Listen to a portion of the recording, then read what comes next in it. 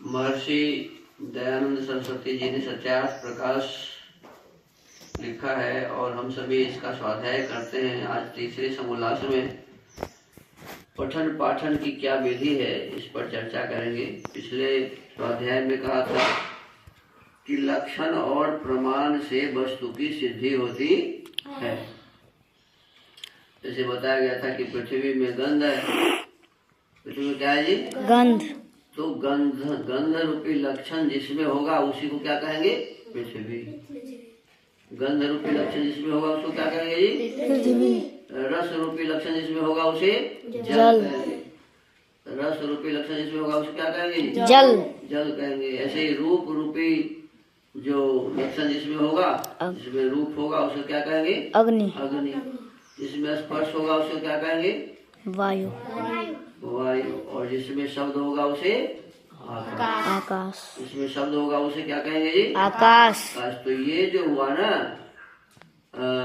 गंध, रस, रूप, स्पर्श और शब्द, इसी को कहते हैं लक्षण। ये क्या है जी? लक्षण। और इस लक्षण को जानने से वस्तु की सिद्धि होती है। लक्ष्य के माध्यम से क्या होती है? वस्तु की सिद्धि। अब आप आगे कहते हैं, अब पढ़ने पढ़ाने का प्रकार लिखते हैं। प्रथम पाणिनि मुनिकृत शिक्षा। पाणिनि मुनिकृत शिक्षा जिसमें स्वर क्या है, व्यंजन क्या है, अक्षर क्या है, कितने अक्षर हैं, उसका उच्चारण कहाँ कहाँ से होता है। जैसे प शब्द बोलते तो इसका उच्चारण ओष्ठ है। तो कहते हैं इसमें कि प्रथम पाणिनि मुनिकृत शिक्षा जो कि सूत्र रूप है उसकी रीति, अर्थात इस अक्षर का यह स्थान है, यह प्रयत्न है, यह करण है। जैसे प, इसका ओष्ठ स्थान है। प का स्थान क्या है ये?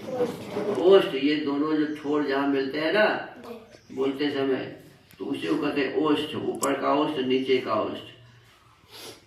तो प का जो उच्चारण है कहते हैं प इसका ओष्ठ स्थान है, स्पृश प्रयत्न है और प्राण तथा जीव की क्रिया करनी कर्ण कहलाता है। इसी प्रकार यथा योग्य सब अक्षरों का उच्चारण माता पिता आचार्य सिखलावे।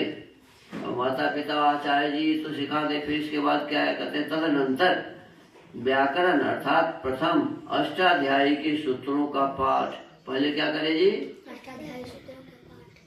ओई ऊन रे ले के ओम ऐ औ छय वरट लण यम गण लम झवै गढ़ दस जब गढ़ दस ख प छ ठ थ जटत छ ठ थ चट तब कपय सर। तो इस प्रकार से प्रत्याहार सूत्र के बाद में है वृद्धि राधेश अलिंग गुणा इकोगन वृद्धि। ये पहले सूत्र याद करना चाहिए। पहले क्या करना चाहिए? ये सूत्र याद। सूत्र। और सूत्र के साथ अब कहते हैं, जैसे पहला सूत्र है वृद्धि राधेश। क्या है? वृद्धि राधेश।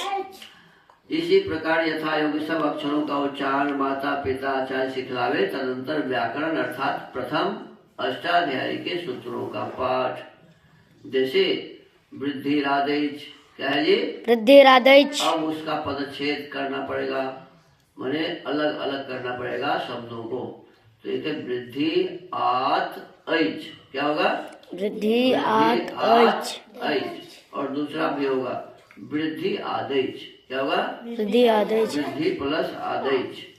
तो इस प्रकार से इसका संधि विच्छेद करेंगे। माने इसको कहते हैं पद पाठ। क्या कहते हैं जी? पद पाठ। वृद्धि फिर पदच्छेद। पदच्छेद है ना, अलग अलग पद, पद को अलग अलग करना। और पदच्छेद जैसे वृद्धि आत ऐच व आदेश। फिर समास। अब इसका क्या करेंगे जी? समास। समास है आच ऐच आदेश। आच ऐच आदेश। और अर्थ जैसे आदेचांग वृद्धि संज्ञा भव क्रियते, अर्थात आ और ऐ औ की वृद्धि संज्ञा है।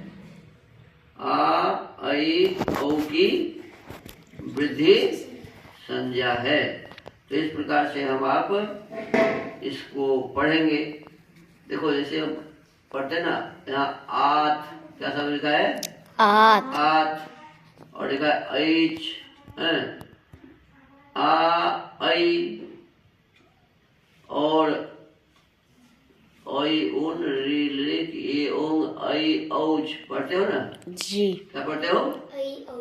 ऐ औच। तो ऐ अच्छा को मिला दिया तो हो गया ऐच। ऐ और चौ को मिला दिया तो क्या हुआ? ऐच। तो औ उसमें आ गया ना जी। ऐ और औ आ गया कि नहीं? जी। तो ऐ औ और आ इस तीनों का क्या नाम होगा जी? वृद्धि। इन तीनों क्या नाम होगा? वृद्धि। संज्ञा माने नाम, संज्ञा माने नाम। तो वृद्धि आदेश का क्या अर्थ हो गया? आ ऐ और औ को वृद्धि कहते हैं। वृद्धि आदेश का क्या अर्थ हो गया? आ ऐ और औ को वृद्धि कहते हैं। माने आ ऐ औ का क्या नाम है? वृद्धि। बस यही हमें इसी प्रकार से पदच्छेद करके और समास करके इसके अर्थ को जानना चाहिए। अर्थात आ ऐ औ की वृद्धि संज्ञा है। फिर कहते हैं तह परो यस्मात् स तपरस तादपि परस तपरः। तकार जिससे परे और जो तकार से भी परे हो वह तपर कहता है। अब देखो इसमें है आत, क्या है जी? आत। तो अंत में क्या है? तो है।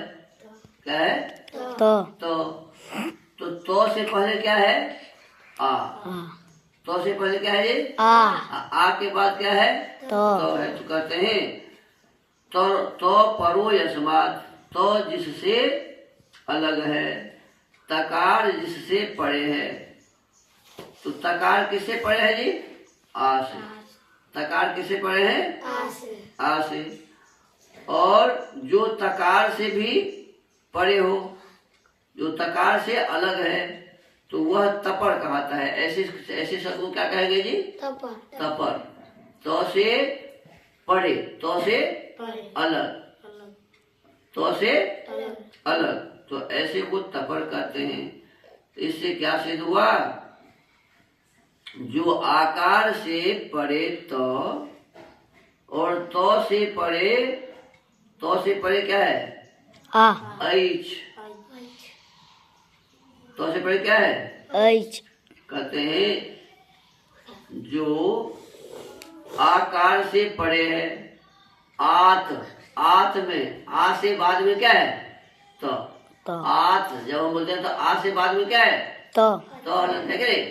तो कहते हैं जो आ से परे है बाद में है ना, तो ये हो गया तपर। और फिर कहते हैं तो से जो परे है, तो से परे क्या है? ऐच। तो से परे क्या है जी? ऐच। आ और ऐ, आ और ऐ तो से परे है। जो तो से परे ऐच, तो दोनों तपर है। माने इधर आ भी तपर है, ऐच भी, आ ऐ औ भी तपर है। तपर का प्रयोजन यह है कि ह्रस्व और प्लुत की वृद्धि संज्ञा न हुई। कहते हैं ह्रस्व और प्लुत की वृद्धि संज्ञा नहीं हुई, क्योंकि ये तपर है। तपर होने से वृद्धि संज्ञा नहीं हुई। अब यहाँ फिर आगे कहते हैं भागः, यहाँ भज धातु से घ प्रत्यय के परे घ यों की इत संज्ञा होकर लोप हो गया। माने जो हलंत में होता है उसका लोप हो जाता है। जो हलंत होता है उसको क्या होता है जी? लोप माने खत्म। लोप माने खत्म हो जाता है। तीर संज्ञा होकर लोप हो गया। पश्चात भज और यहाँ जकार के पूर्व भकारोत्तर आकार को वृद्धि संज्ञक आकार हो गया है, तो भाज बन गया। भज का क्या बन गया? भाज है। पुनः ज को ग होकर आकार के साथ मिलके भागा, ऐसा प्रयोग हुआ। तो इस प्रकार से व्याकरण का विषय हम लोग धीरे धीरे अष्टाध्यायी के पश्चात में प्रथमा व्यक्ति जैसे आप लोग पढ़ रहे हैं ना, अब इस सूत्र में आप पढ़ते हैं कि ओ ई उन है तो अन है, अन सूत्र से कितने प्रत्याहार बनते हैं, अक से कितने प्रत्याहार बनते हैं, सब पढ़ रहे हैं। धीरे धीरे धीरे ऐसे ही आगे बढ़ेंगे तो ऐसे भागा की सिद्धि कैसे होगी, रागा की सिद्धि कैसे होगी, ये सब बताया जाएगा। तो आज के इस प्रत्याहार प्रकाश के स्वाध्याय के क्रम को यही विराम देते हैं। ओम।